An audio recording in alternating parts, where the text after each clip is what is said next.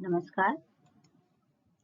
मैं doctor Shivani Rai, assistant professor sociology, government college Hatta, district Damoh. आप सभी का आज के इस वीडियो व्याख्यान में हार्दिक स्वागत अभिनंदन करती हूँ। आज का जो हमारा व्याख्यान है, जिस विषय पे है वह है डोमेस्टिक वायलेंस, घरेलू हिंसा। आज हम इसके बारे में चर्चा करेंगे कि घरेलू हिंसा के कौन कौन से कारण हैं और इनके समाधान की हम आज के इस व्याख्यान में चर्चा करेंगे। अब हम यहाँ पे बात करेंगे घरेलू हिंसा के प्रकारों की। हम यहाँ पे बात करेंगे तो जो घरेलू हिंसा होते हैं वह 4 प्रकार के होते हैं, जैसे कि हम देख रहे हैं: शारीरिक हिंसा, मौखिक हिंसा, आर्थिक हिंसा, यौन हिंसा। अधिकांशतः आमतौर पर हम घरेलू हिंसा का जो हम अर्थ लगाते हैं वह हम शारीरिक हिंसा के तौर पे लगाते हैं, लेकिन हमारे समाज में शारीरिक हिंसा तो होती ही है, साथ में मौखिक हिंसा भी, आर्थिक हिंसा और यौन हिंसा भी इसके अंतर्गत आती है। शारीरिक हिंसा के अंतर्गत जैसा कि हम सभी जानते हैं कि जब पति या पत्नी या परिवार के सदस्य एक दूसरे को शारीरिक रूप से कष्ट पहुंचाते हैं, तब ये शारीरिक हिंसा के ऊपर आती है। जैसा कि देखिए हम इस चित्र में देख रहे हैं कि एक सदस्य दूसरे सदस्य पे उसको मारने का प्रयास कर रहा है, तो ये शारीरिक हिंसा के अंतर्गत आता है, जो कि अपने आप में बहुत ही दयनीय और चिंतनीय स्थिति है हमारे समाज के लिए। मौखिक हिंसा भी घरेलू हिंसा का ही एक प्रकार है, जिसमें एक सदस्य दूसरे सदस्य को मौखिक रूप से अपशब्द कहता है। कई अपने सदस्यों के बीच, समाज के बीच, अपने दोस्तों के बीच जब एक दूसरे को अपमानित किया जाता है, नीचा दिखाने का प्रयास किया जाता है मौखिक रूप से, तब यह मौखिक हिंसा कहलाती है। क्योंकि मौखिक हिंसा शारीरिक हिंसा की अपेक्षा एक गंभीर हिंसा है, क्योंकि इस मौखिक हिंसा के कारण कई बार व्यक्ति डिप्रेशन में भी आ जाता है और वह अपनी समस्याओं को किसी दूसरे के सामने वह व्यक्ति भी नहीं कर पाता है कि किस तरह हमारे साथ दुर्व्यवहार किया जाता है। फिर हम बात करते हैं आर्थिक हिंसा। आर्थिक हिंसा भी घरेलू हिंसा का एक प्रमुख प्रकार है, जिसके अंतर्गत यहाँ पे एक सदस्य दूसरे सदस्य की आर्थिक आवश्यकताओं को यहाँ पे पूरा नहीं करता है। यहाँ तक कि जो उसकी बेसिक जो आवश्यकताएं होती हैं, जरूरतमंद की जो रोज की चीजें होती हैं, जब एक सदस्य अपने सदस्य का आवश्यकताओं को ध्यान नहीं रखता है, उसको पूरा नहीं करता है, और यह जो सिलसिला है ये लंबे समय तक जब ये चलता है तो ये आर्थिक हिंसा के रूप के अंतर्गत आता है। फिर यहाँ पे हम बात करेंगे यौन हिंसा की। यहाँ पे हम बात करेंगे सेक्सुअल यहाँ पे वायलेंस की यहाँ पे हम बात करेंगे। और आज के जब हम आधुनिक समाज की बात करते हैं तो यह भी एक मुद्दा बनकर हमारे समाज में आया है कि जब एक सदस्य दूसरे सदस्य की इच्छाओं के विरुद्ध जब उसके साथ यौन व्यवहार करता है, यौन क्रिया करता है, तो भी यह यौन हिंसा के अंतर्गत आता है। तो ये थे, मैंने बहुत संक्षिप्त रूप में ये यौन हिंसा के प्रकार हमने आपको यहाँ पे बताया।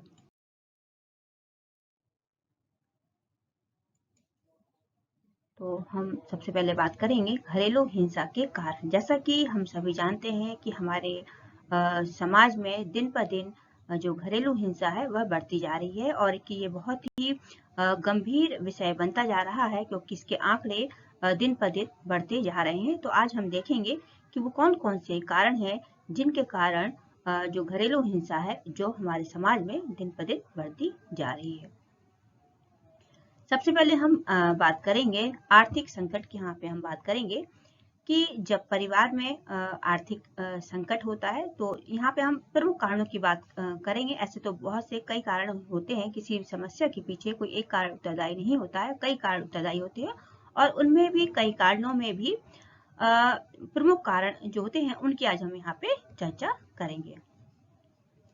तो सबसे पहले हम बात किसकी करते हैं? आर्थिक संकट की। तो जब घरों में जब आर्थिक स्थिति अच्छी नहीं होती है और ऐसे परिवारों में हमें जो घरेलू हिंसा है वो हमें अधिकांशतः हमें देखने को मिलती है, क्योंकि हमारी जो बेसिक जो हमारी आवश्यकताएं हैं, यदि वो आवश्यकताएं परिवार के सदस्य जो उस परिवार का मुखिया है या परिवार के जो सदस्य अपने सदस्यों की आवश्यकताओं को पूरा नहीं कर पाए, तब भी एक ये प्रमुख कारणों में आता है आर्थिक संकट, जिसके कारण घरों में हमें घरेलू हिंसा देखने को मिलती है। यद्यपि हम देखते हैं कि आज के सभ्य विकसित जो हमारे परिवार हैं, जो आर्थिक रूप से सक्षम है, वहां भी हमें घरेलू हिंसा देखने को मिली। लेकिन हम अपेक्षाकृत यदि बात करेंगे तो जिन परिवारों की आर्थिक स्थिति अच्छी नहीं है, उन घरों में हमें घरेलू हिंसा अधिकांशतः देखने को मिलती है। इसलिए यहाँ पे आर्थिक संकट को मैं एक प्रमुख कारण के रूप में देखती हूँ। दूसरे कारण की जब हम बात करें, प्रतिस्पर्धा, ये जो हमें नगरीय क्षेत्र है, जो आर्थिक संपन्न जो समाज है,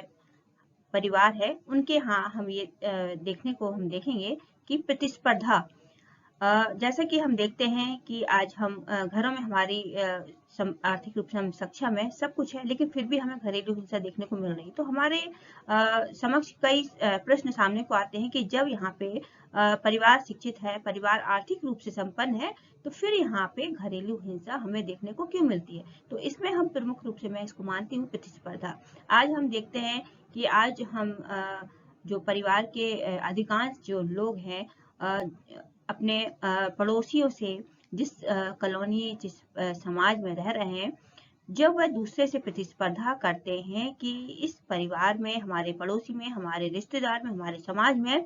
इनके यहाँ पे विभिन्न प्रकार की सुविधाएं हैं, उनके बच्चा बाहर पढ़ने जा रहा है, उनको बड़ी कोचिंग में पढ़ने के लिए डाला है, उनके यहाँ पे जो फर्नीचर है, जो वेशभूषा है, उनको देख के हम प्रतिस्पर्धा करते हैं कि हमें, हमारे यहाँ भी ये सब कुछ होना चाहिए जो दूसरों के यहाँ हो रहा है। हम यहाँ पे ये भूल जाते हैं कि दूसरों की जो आर्थिक स्थिति है, दूसरों के यहाँ का जो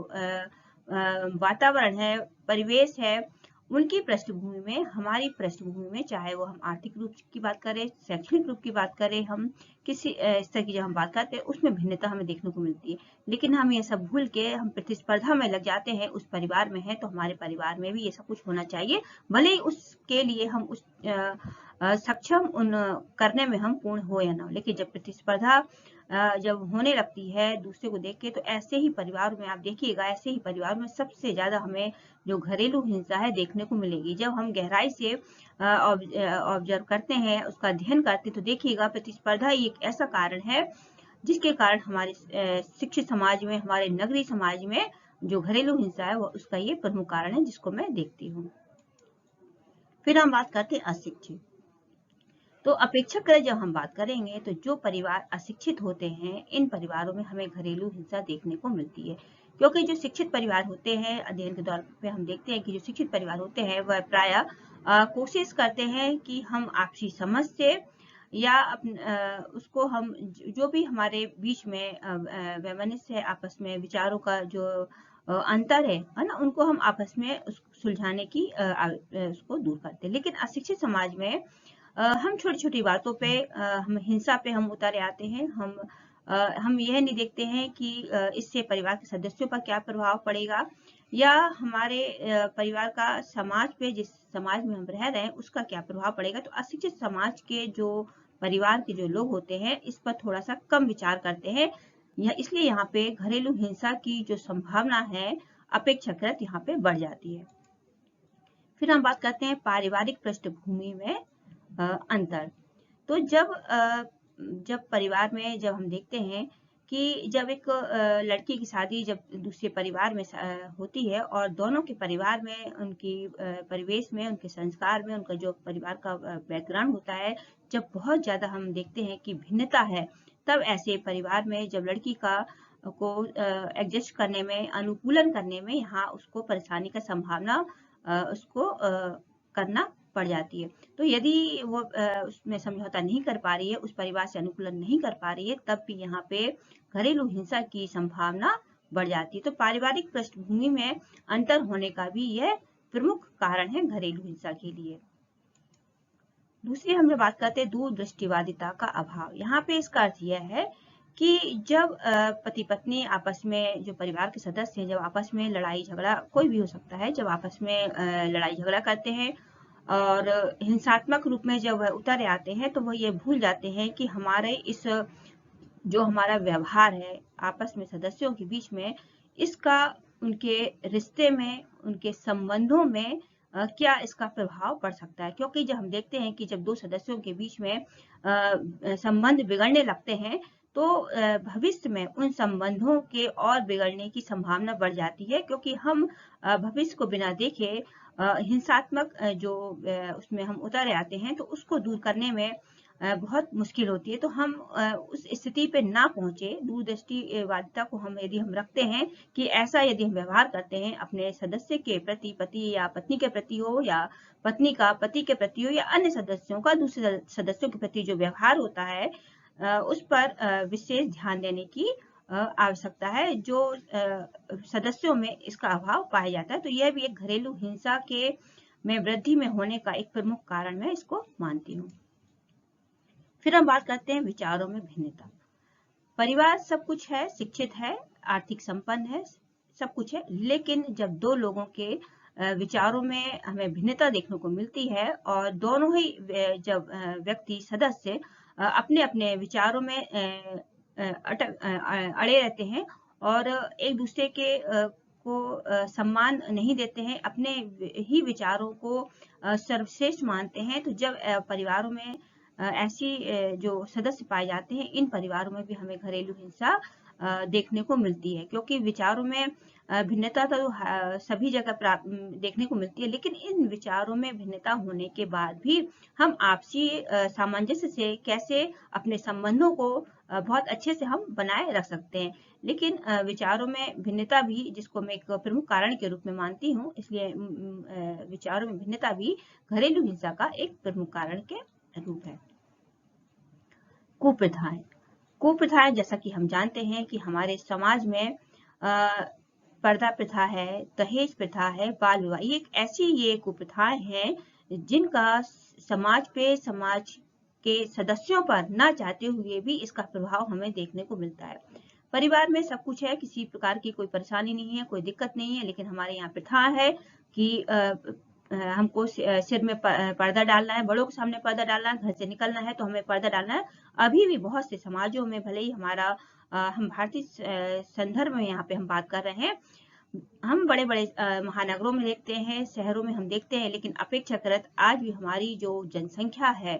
वह अधिकांश ग्रामीण क्षेत्रों में रहती है, और ग्रामीण क्षेत्रों में आज भी ये जो प्रथाएं आज भी प्रचलित हैं, आज भी प्रचलित है। आप ग्रामीण क्षेत्रों में आप जाके देखिए, इन पर्दा प्रथा के कारण सिर्फ मात्र एक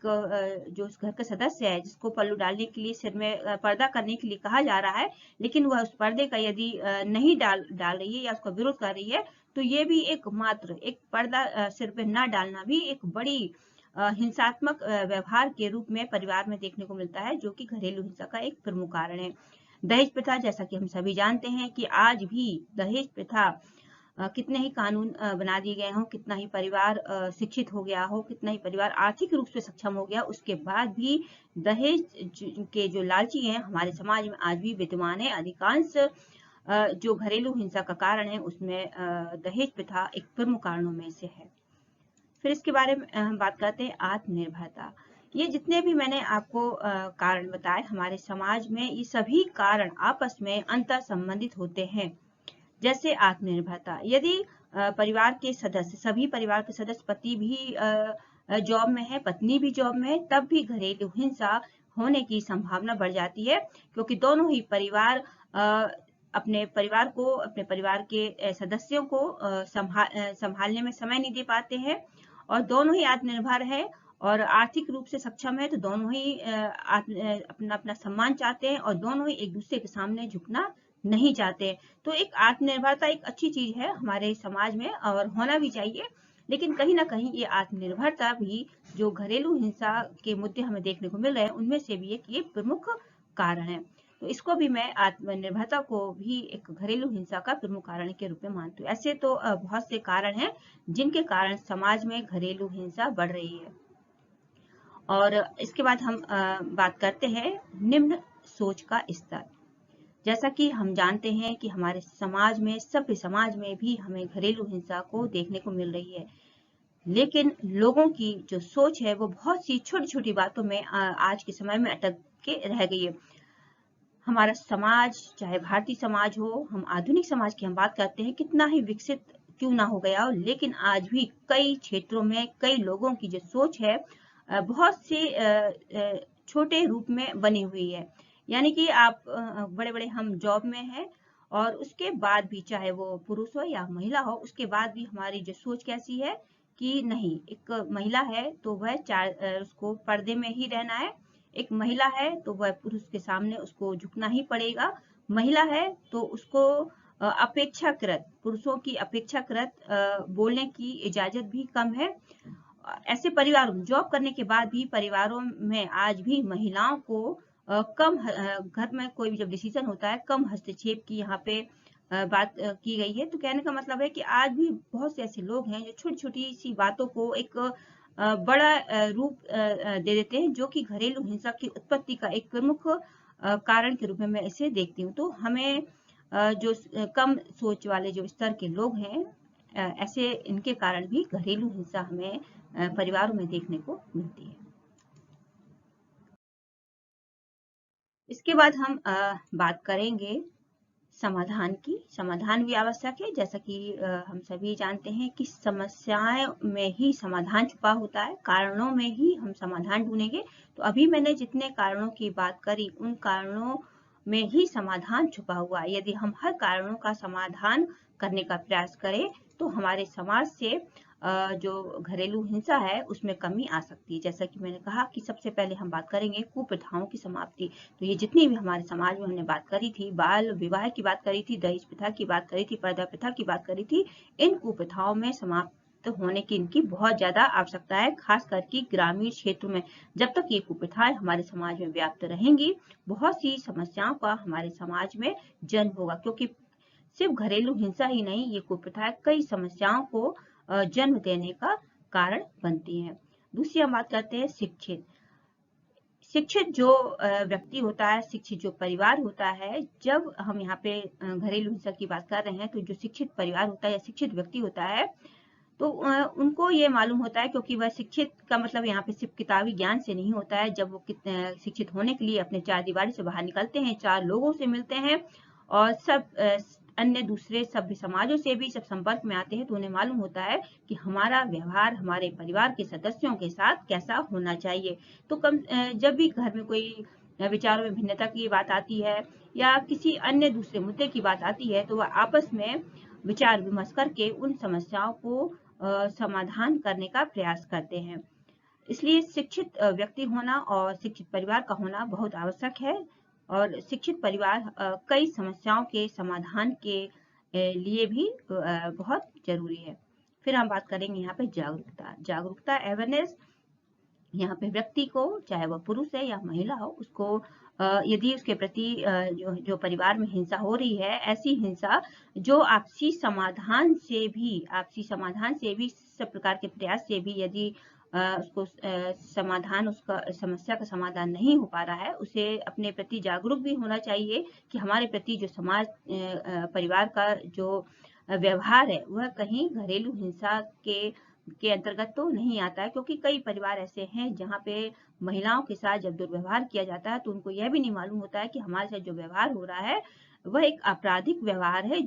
जिसके लिए हमारे कानून में कई प्रावधान रखे गए हैं, कई समाधान उनके बारे में कहा गया है। तो कई महिलाएं भी ऐसी हैं जिनके साथ घरेलू हिंसा शारीरिक रूप से, मानसिक रूप से, भावनात्मक रूप से उनके साथ ये जो व्यवहार किया जाता है, और ये व्यवहार के प्रति वो क्या रहती हैं, अनभिज्ञ रहती है। तो उनको जागरूक होने की भी आवश्यकता है। फिर हम बात करेंगे आत्मनिर्भरता। आत्मनिर्भरता भी घरेलू हिंसा को दूर करने का एक प्रमुख समाधान है। जैसा कि हमने पहले बताया था कि आर्थिक संकट है ना, एक व्यक्ति पूरे परिवार के सदस्यों की आवश्यकताओं को जब पूरा नहीं कर पाता है, तो आर्थिक संकट के कारण में घर में घरेलू हिंसा यहाँ पे उसकी उत्पत्ति होने लगती है। तो आत्मनिर्भरता, जब परिवार का जब सदस्य महिला हो या पुरुष हो, यदि सभी व्यक्ति दोनों आपस में आर्थिक आत्मनिर्भर होते हैं, तो वो अपने परिवार की आवश्यकताओं को पूरा करने में सक्षम होंगे, और जब परिवार की आवश्यकताएं पूरी होंगी तो घरेलू हिंसा होने की भी संभावना कम हो जाएगी। मैंने यहाँ पे कुछ खास ही समाधान की बात करी है और भी बहुत से कई समाधान हैं जो घरेलू हिंसा को दूर करने में समर्थ है, लेकिन मैंने यहाँ पे सिर्फ कुछ ही समाधान की बात करी। सोच में परिवर्तन, जैसा कि हमने पहले ही कहा कि हमारे समाज के जो व्यक्ति हैं उनको अपनी सोच में परिवर्तन लाना होगा, यानी कि उनको अपनी सोच को बढ़ाना होगा कि हमारा समाज आज के परिवेश में कितना विकसित हो चुका है और हमको बहुत सी इन छोटी छोटी सी बातों में जैसे हम पर्दा प्रथा की बात करें, हम कपड़ों की बात करें, क्योंकि कपड़ों को लेके आए दिन गलत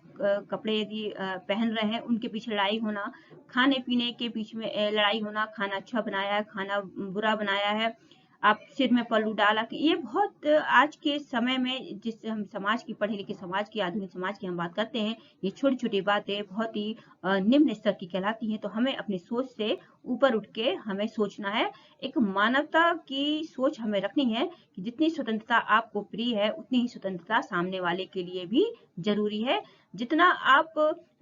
इस दुनिया में, इस समाज में आप अपना सम्मान आप प्राप्त करना चाहते हैं, उतना दूसरे वाला भी सम्मान प्राप्त करना चाहते हैं। कहने का आशय यहाँ पे यह है कि आप यदि सामने वाले को भी इंसान आप समझने लगेंगे, आपकी सोच में परिवर्तन आएगा, हमारे समाज से बहुत सी समस्याओं का समाधान अपने आप होने लगेगा। अंत में हम यहाँ पे बात करेंगे कानूनी प्रावधान। कानूनी प्रावधान की यहाँ पे हम इसलिए बात करना जरूर समझेंगे क्योंकि कई बार जब परिवारों में घरेलू हिंसा इतनी अधिक रूप में हो जाती है कि जिसका समाधान परिवार में, समाज में संभव नहीं है और इसके लिए हमें कानून का दरवाजा खटखटाना ही होता है। तो कानूनी प्रावधान जो बनाए गए हैं, जैसा कि हम जानते हैं, घरेलू हिंसा अधिनियम 2005 ये महिलाओं के लिए बनाया गया है, महिलाओं के संरक्षण के लिए बनाया गया है कि जिन परिवारों में घरेलू हिंसा की सीमा इतनी बढ़ जाती है कि उन्हें कानून की आवश्यकता पड़ी जाती है, तो ऐसी महिलाओं को आवश्यकता पड़ने पर कानून की भी सहायता लेने की आवश्यकता है। तो ये थे घरेलू हिंसा के समाधान। और बहुत सी बातें हैं घरेलू हिंसा के संबंध में, लेकिन इस बहुत कम समय में इस वीडियो को बनाया जा रहा है, इसलिए बहुत सारी बातें इसमें नहीं आ पाएंगी। और घरेलू हिंसा एक ऐसा विषय है जिसके बारे में बहुत सी चर्चाएं अभी बाकी हैं, लेकिन आज के इस वीडियो व्याख्यान में मैं बस यहीं पे इस अपने व्याख्यान को